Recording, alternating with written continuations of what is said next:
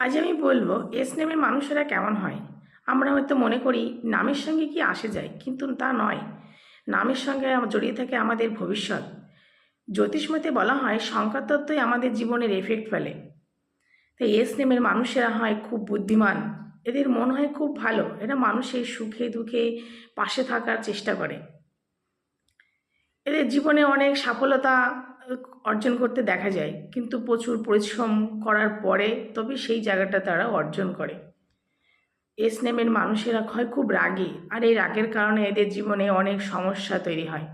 এরা হয় খুব রোমান্টিক, এদের উচ্চ পদে দেখা যায়, এদের সমাজে মান সম্মান যশ খ্যাতি হতেও দেখা যায়। এদের দাম্পত্য জীবন খুব সুখের হয় না, মাঝে মাঝে খুব ঝামেলা অশান্তি লেগেই থাকে।